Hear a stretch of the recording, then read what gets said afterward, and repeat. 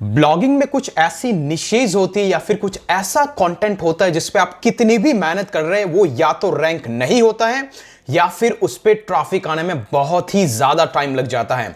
और ऐसी निशेज और ऐसे कंटेंट आते हैं YMYL निशेज की कैटेगरी में। तो ये कौन कौन से निशेज हैं, इस टाइप के टॉपिक्स है जिसको आपको अवॉइड करना है, ये सारा हम इस वीडियो में डिटेल में एनालिसिस करने वाले हैं। सो गाइस, मेरा नाम है Kirtish Vyas. I am the founder of supreme campus and blogging voice. इस चैनल पे हम ब्लॉगिंग, एफिलिएट मार्केटिंग और यूट्यूब की प्रीमियम टिप्स को डिस्कस करते हैं। और रिसेंटली हम चला रहे हैं ब्लॉगिंग का एक क्रैश कोर्स जिसको लेकर के आपका जबरदस्त रिस्पॉन्स रहा है। और नीश रिसर्च के लिस्ट के अंदर ये हमारा तीसरा वीडियो और इसके बाद एक और वीडियो आएगा। अगर उस वीडियो के अपडेट को मिस नहीं करना चाहते हैं तो डेफिनेटली चैनल को सब्सक्राइब कीजिए। और इस तरीके के प्रीमियम कंटेंट की एक छोटी सी मिनिमम फीस है, और वो है अगर आप एग्जिस्टिंग सब्सक्राइबर है तो लाइक करो और कमेंट करो नेक्स्ट वीडियो क्या, और अगर न्यू व्यूअर्स हैं तो सब्सक्राइब करके अगले वीडियो की नोटिफिकेशन मिस ना करें। विदाउट वेस्टिंग टाइम चलता है डेस्कटॉप की स्क्रीन पे। हम लोग आ चुका है डेस्कटॉप की स्क्रीन पे। जैसे कि आप चैनल पे देख रहे हैं, ऑलरेडी हम 15 निशेस के बारे में अलग अलग डिस्कस कर चुके हैं और इस वीडियो के अंत तक बने रहिएगा। ये आपके लिए बहुत ही ज्यादा हेल्पफुल है अगर आपकी वेबसाइट पे ट्रैफिक नहीं आता है। तो ये 15 निशेस अगर आपने मिस किए तो आप इन दोनों वीडियोस को देख सकते हैं। साथ ही साथ मैं पूरी की पूरी प्लेलिस्ट एक बना रहा हूं जिसका लिंक भी आपको डिस्क्रिप्शन में मिल जाएगा, जिसमें step by step keyword research, content writing और नीश रिसर्च के बारे में जो जो अभी तक हमने डिस्कस किया है वो आपको यहां पे मिल जाएगा। चलिए बात करते हैं वो निशेस क्या है। तो ये वो निशेस थी जो हमने 15 निशेस डिस्कस की, और आज बारी है गाइस वो है YMYL निशेस। मतलब इसके अंदर हम 3 टॉपिक डिस्कस करेंगे। पहली, व्हाट इज YMYL। नंबर 2, इसके अंदर क्या टॉपिक्स, कैटेगरी और वेबसाइट्स आती है। और नंबर 3, कैसे इस टाइप की कैटेगरी के अंदर आपको काम करना। और बहुत ही जबरदस्त सेशन होगा, तो पूरा नीश पे हम step by step go through करने वाले हैं। तो चलिए गाइस शुरुआत करते हैं। लेकिन इससे पहले अगर आपको 2500 से ज्यादा निशेस के आइडिया चाहिए या फिर ब्लॉगिंग के प्रीमियम कोर्सेस में एनरोल करना है, आप supremcampus.com जो मेरा क्रिएटेड कंटेंट है, जहां पर 450 से ज्यादा स्टूडेंट्स एनरोल कर चुके हैं, आप सिंपली ब्लॉगिंग सुप्रीम लॉन्चपैड के कोर्स को ज्वाइन कर सकते हैं। जहां पर अगर आप सिंपली नीश क्लैरिटी के अंदर जाएंगे, यहां पे 2500 से ज्यादा निशेस विथ डिफरेंट टूल जिससे आपको नीश कैसा फिल्टर करना है वो डिटेल में एक्सप्लेन किया हो, तो आप इसको जरूर जाके देख सकते हैं।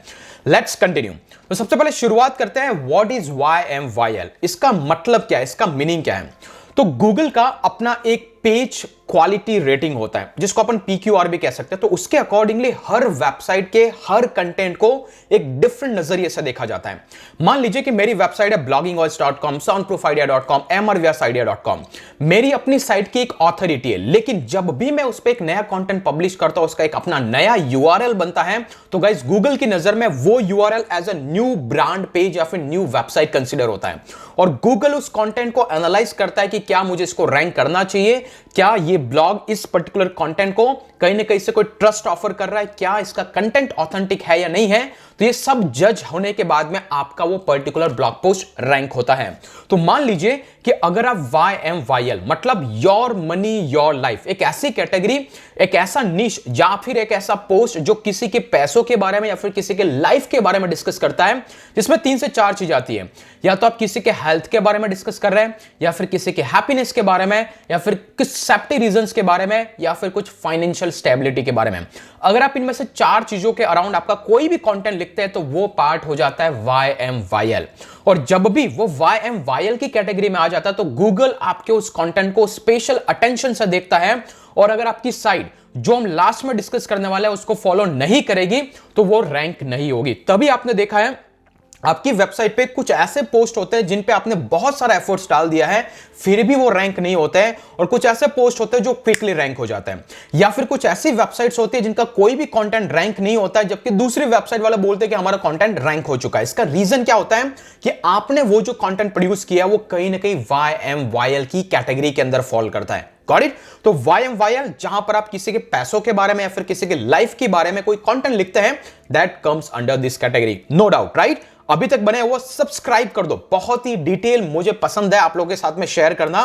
बट अगर इस वीडियो पे 1000 से ज्यादा लाइक्स आता है, जो कि आप मुझे बैक टू बैक देते जा रहे हैं, तभी मैं back to back premium content लेके जा रहा हूं। तो मेक श्योर जरूर सब्सक्राइब करें, जरूर लाइक करें। फिर से रिमाइंड नहीं करवाना पड़े, ओके।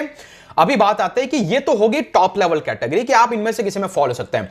अभी मुझे वो निशेस बताइए या फिर वो कैटेगरी बताइए जिसके अंदर, या फिर वो टॉपिक्स बताइए जो इस कैटेगरी के अंदर फॉल करता है।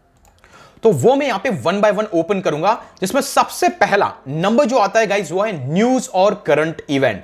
जब भी आप इस कैटेगरी में लिखते हैं, मान लीजिए कि आप किसी पॉलिटिक्स के अराउंड कोई कंटेंट प्रोड्यूस कर रहे हैं, बिजनेस के अराउंड, साइंस के अराउंड, टेक्नोलॉजी के अंदर, तो ये मोस्ट ऑफ द टाइम्स ये कंटेंट एक सेंसिटिव कंटेंट होता है, जहां पर आप आपका पॉलिटिकल व्यूज देते हैं। और जब ये व्यूज देते हैं तो बहुत सारे लोग आपको फॉलो करना चालू करते हैं या फिर डिसफॉलो करना चालू करते हैं, मतलब इसका रियल इंपैक्ट होता है। तो जब भी आप इस कैटेगरी में कोई कंटेंट प्रोड्यूस करते हैं, वो YMYL का पार्ट है, और आपका कंटेंट रैंक करेगा नहीं करेगा वो डिपेंड करता है लास्ट वाले टॉपिक पे, राइट, जो हम लास्ट में डिस्कस करेंगे।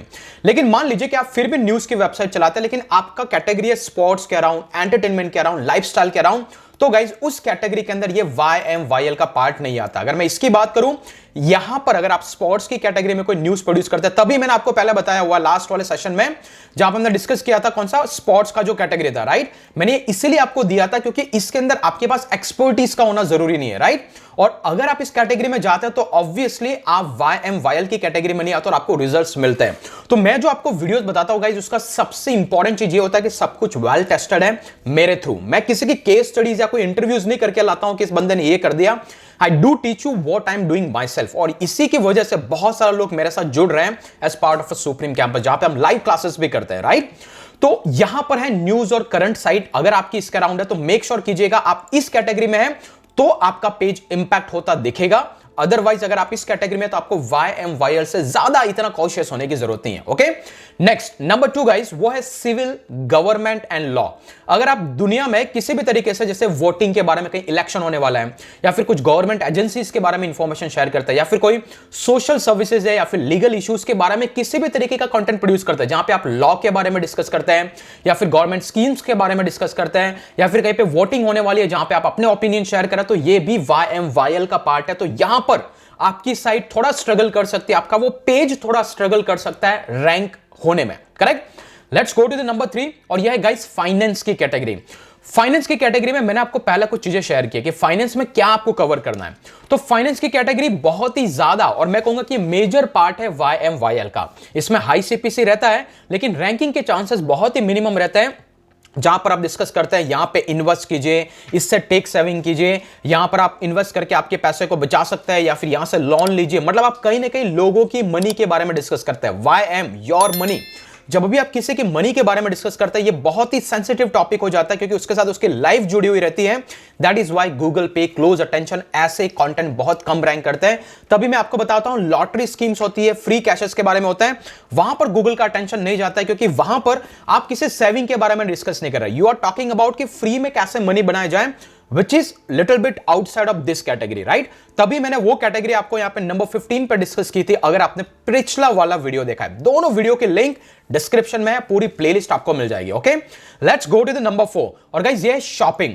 जब भी प्रोडक्ट रिव्यू के अराउंड आप कोई कंटेंट लिखते हैं, ये YMYL का पार्ट होता है। अगर इस कैटेगरी में most of the times Amazon affiliate के ब्लॉग्स आते हैं, या फिर आप किसी मेजर प्रोडक्ट्स का कंपैरिजंस करते हैं, बेस्ट जो भी ट्रांजैक्शनल कीवर्ड होते हैं, वो YMYL का पार्ट होता है। इसीलिए कुछ लोगों के Amazon एफिलिएट के ब्लॉग रैंक होते हैं, कुछ के नहीं होते, डिपेंड्स, क्योंकि उन्होंने इस चीज पे तरीके से काम नहीं किया। तो मान लीजिए कि आप किसी भी प्रोडक्ट रिव्यू कंटेंट लिखते हैं, ये YMYL का पार्ट है, क्योंकि यहां पर आप किसी के पैसे को इन्वेस्ट करने का सजेशन देते हैं, और गूगल का मानना है कि 90% से ज्यादा लोग उनके buying decisions based on the content reading लेते हैं। तो यहां पर आपका रोल इंपॉर्टेंट होता है।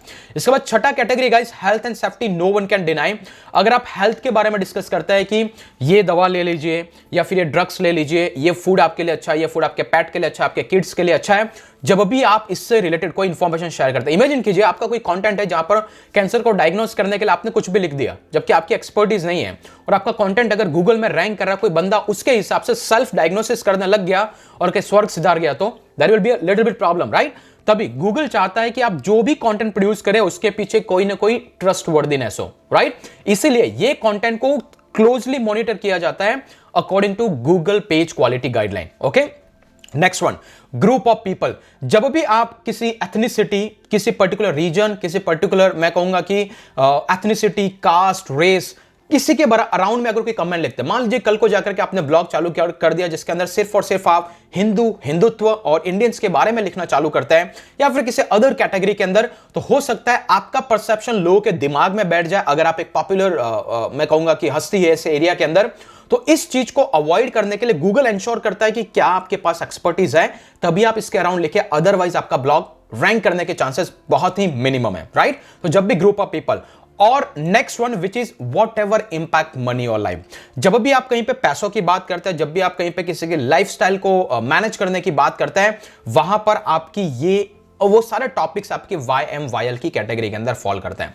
मतलब देखा जाए तो मोटा मोटी यहां पर हमें यह समझ में आ रहा है कि आप ऐसा कंटेंट प्रोड्यूस करते हैं आपकी साइट पे जहां पर आप किसी के पैसों के बारे में डिस्कस कर रहे हैं, या फिर आपके उस पर्टिकुलर मैसेज से हो सकता है कि किसी के लाइफस्टाइल डिस्टर्ब हो सकती है, वो सब कुछ YMYL में। जब भी आप रिसर्च करें तब अगर आपको लगे कि आप ऐसा कुछ फाइंड आउट कर रहे हैं जो रियली में, मतलब कुछ चीजें होती है जो इंफॉर्मेटिव होती है, राइट, जो बेसिक इंफॉर्मेटिव, जैसे एंटरटेनमेंट की कैटेगरी ले लो, मजे ले ली और हो गया, उसका उसके खुद की लाइफ में हार्डली 0.111% लोगों को कोई इंपैक्ट पड़ेगा, बाकी किसी को नहीं पड़ने वाला है। तो सेल्फ जजमेंट लेना आपको, गूगल ने पूरा डिटेल में नहीं बताया बट कहा है कि आप सेल्फ जजमेंट लो एंड ट्राई टू अंडरस्टैंड कि कौन सी कैटेगरी किसमें पड़ती है, राइट। तो ये है वो सारे टॉपिक्स जो YMYL की कैटेगरी में आते हैं।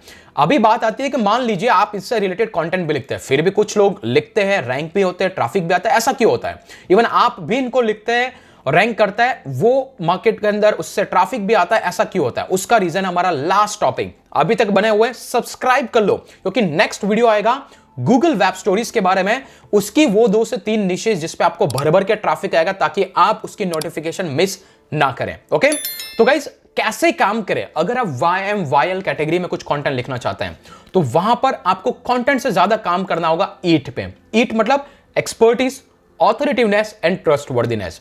गूगल चाहता है कि आप आपकी वेबसाइट पे जो आपका कंटेंट है, जो आपका मेन कंटेंट है, वो एज अ फील होना चाहिए एक्सपर्ट की तरह, मतलब उसके अंदर प्रॉपर रिसर्च और स्टैटिक्स से डेटा पुल किया हुआ हो, पहला। नंबर 2, ऑथोरिटिवनेस, जो आपका कंटेंट है जिसको MC मतलब मेन कंटेंट बोला जाता है, प्लस आपकी जो वेबसाइट्स है, प्लस आपका जो ऑथर है, ये तीनों ऑथेंटिक होने चाहिए। ऑथेंटिक मतलब ऐसा एरिया जहां पर लोग आपको फॉलो करते हो उस पर्टिकुलर एरियाज के अंदर। और तीसरा है ट्रस्टवर्दीनेस, यहां पर लोग आपको ट्रस्ट करने चाहिए, आपके कंटेंट पर ट्रस्ट करना चाहिए, वो भी आपके कहीं ना कहीं सोशल सिग्नल से आएगा।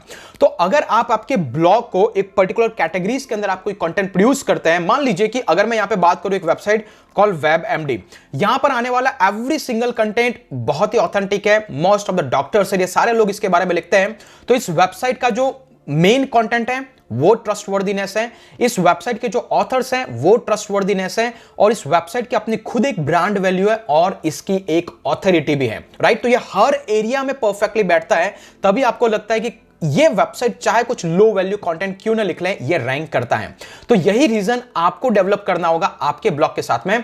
ऐसे मैं किसी साइट पे जाकर के कुछ ब्लॉगिंग रिलेटेड कंटेंट लिखूंगा और मैं कंटिन्यूसली लिखता जाऊंगा, तो गूगल को पता है, मेरे सोशल सिग्नल से पता है कि मैं उस एरिया में परफेक्टली फिट बैठता हूं, तो मुझे वहां पर चाहे मैं मनी से रिलेटेड भी क्यों ना डिस्कस करूं, गूगल विल रैंक मी।